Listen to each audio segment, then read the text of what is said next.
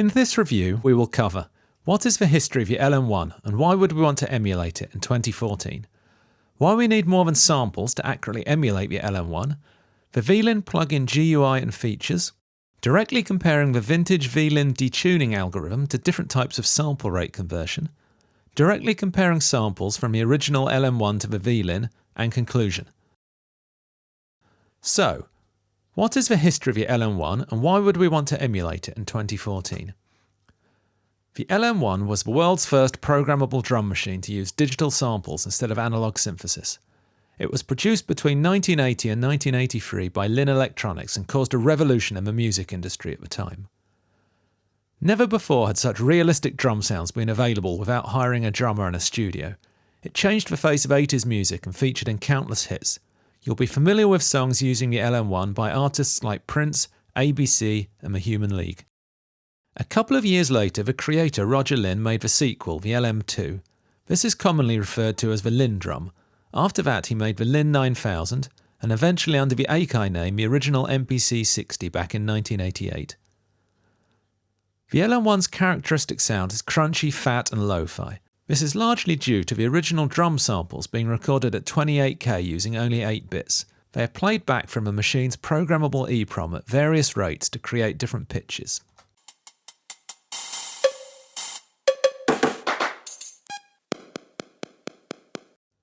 Why we need more than samples to accurately emulate the LM1. There are some samples online that claim to be from the LM1, but most of them actually turn out to be from a machine's successor, the LinnDrum. Using samples alone can't fully emulate the machine. You will be unable to accurately emulate two main features of the original. 1. You can't change the sample's pitch and retain the correct sound. The original hardware does not work like a modern software or hardware sampler. Unless you're using a special SRC, sample rate conversion algorithm, or DAC emulation, sounds that are pitched down will lose their high frequencies compared to how they would sound on the original. They will also lose the special crunchy character the original is famous for.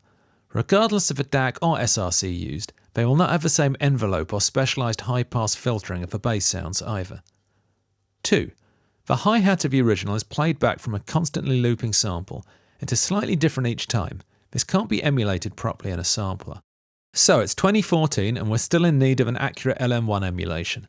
So here is Aly James Lab's vLinn 1.0, the world's first virtual LM1. The vLinn plugin GUI and features. The vLinn is available in 32-bit VST format for the PC. It is created using SynthEdit as its main framework with custom coding for everything else. This is a similar setup to that used by the well-known freeware author Bootsy from a Variety of Sound website. There are plans to make the vLinn 64-bit and Mac compatible in the future. If you are running a 64-bit DAW, you can use its built-in 32-bit to 64-bit bridging or a third-party solution like JBridge. It's been working perfectly on my 64-bit copy of Reaper using Reaper's own built-in bridging. The vLinn works like a virtual drum machine containing all the sounds with all the associated controls of the original. It does not have its own sequencer. You're expected to use your host DAW to do the drum programming. This is the best solution. Aly explains on his website about the myth of the LM1 sequencer groove. You're much better off using your own MIDI sequencer inside your DAW. You can emulate the original sequencer by setting the MIDI sequencer resolution to 48 ppqn. This is most likely labelled as ticks per quarter note in your sequencer, TPQN. In Reaper, you can find this setting in Preferences/MIDI. The vLinn has some fantastic extra features, the best one being it can load compatible external EEPROM files. If you point your browser to http://electrongate.com/dmxfiles/downloads, you can download EEPROMs for the following machines: the Oberheim DMX, which is the classic hip-hop machine, the LinnDrum, the not-so-different sequel to the LM1, aka the LM2, and the Sequential Circuits drum tracks. You can even create your own EEPROM images using the free Promenade software. I have put the links in the notes below. The vLinn can store its built-in LM1 sounds and your custom EEPROMs at the same time. You can flick between the two with a press of a button. The interface is very well designed and easy to use. This is the main menu selection where you control which screen to view. Let's look at each. Main. This brings up the volume sliders for the different instruments. Sems. This brings up the low-pass filter controls. These are only relevant for the bass, conga and tom sounds. The purpose of these filters are to cut out the high-frequency aliasing and background noise for the bass instruments. The clever thing about them is that you can delay the onset of the filtering to allow the high-frequency transients of the drum sounds to cut through. This is a vital element of the emulation, and is one area that can't be emulated using a normal sampler. The delay is controlled by the pulse offset control. Let's have a listen to it on, off, and with varying amounts of pulse offset.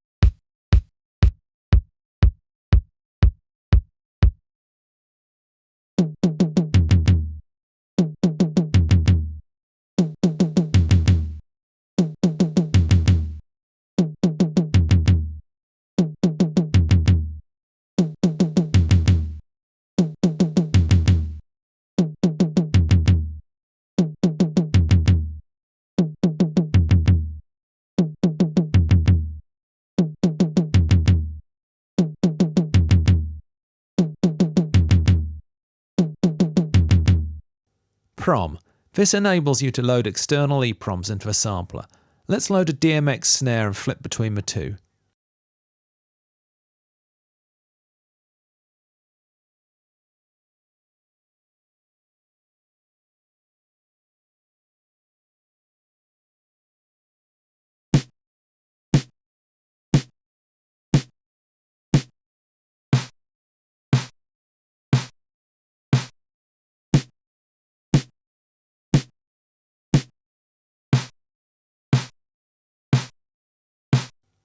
Sets.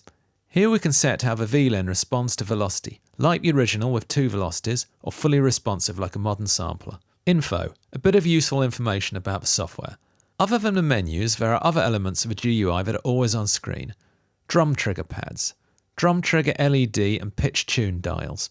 Here we can dial in the playback frequency of each individual drum sound if we wish, or adjust it using the dial. Hi-hat decay slider. Here we can adjust the decay of a hi-hat sound and see the drums in a scope.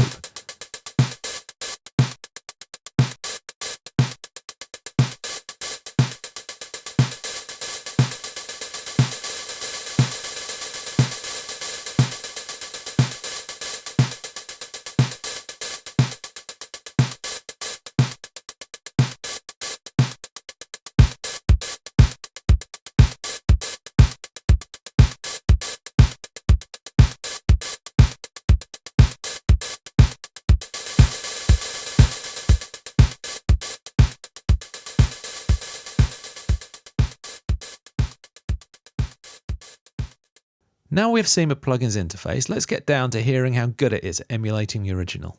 Directly comparing the vintage vLinn detuning algorithm to different types of sample rate conversion. One of the plugin's main features is to emulate the LM-1's trademark crunchy sound. This sound is largely due to the way it plays back the digital samples stored in the EPROMs. We're going to look at alternative ways to try to achieve the same sound and see if the vLinn is the best solution to get crunchy lo-fi LM-1 sounds. Directly comparing samples from the original LM-1 to the vLinn, Aly has been kind enough to provide some original unprocessed samples recorded directly from the LM-1. Let's do a back-to-back comparison to see how they sound next to each other. I first matched the snare playback speed, which turned out to be 10775 at 44.1k. Here is the original snare drum recorded directly through the hardware. And here is the direct output from the vLinn. Let's use Gliss EQ's multi-track spectrum analysis mode and see how they match up.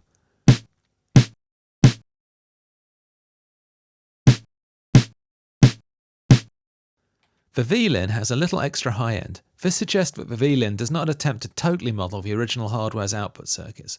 I think this is a good thing, as we can do it ourselves with some of the most amazing freeware tools available. I've created this preset for the amazing free Slick EQ. Regardless of your DAW, you can paste this in to load my preset.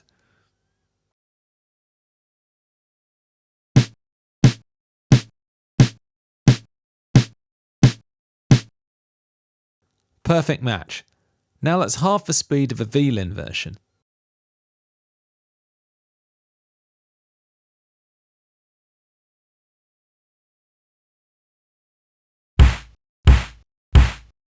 Now we hear the classic crunchy sound emulated.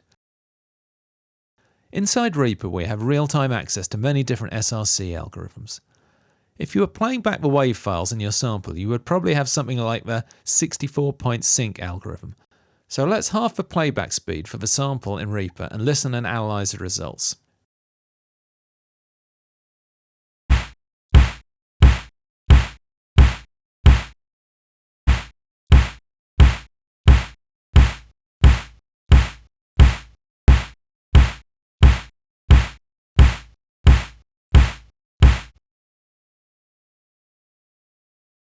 As we can see in here, the predicted dulling of original samples happened due to the SRC.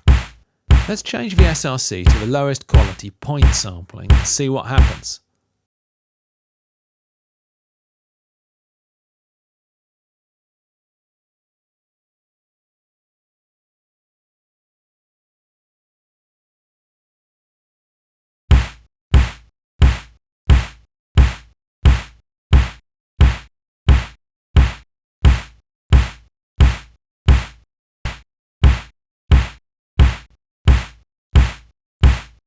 Aha!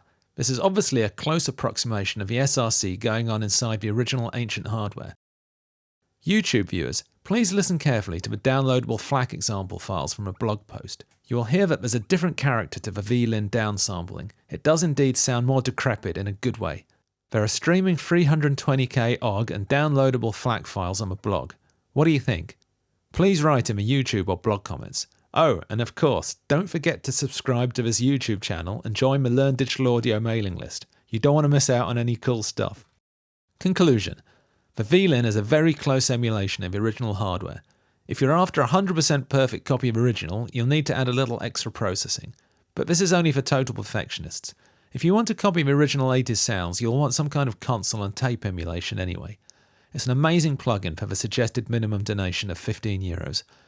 I understand it took Aly over a year to make, and it's obviously a labour of love. If you can afford to, I suggest you donate more. I understand he's considering emulating another popular old drum machine that should make a lot of people happy.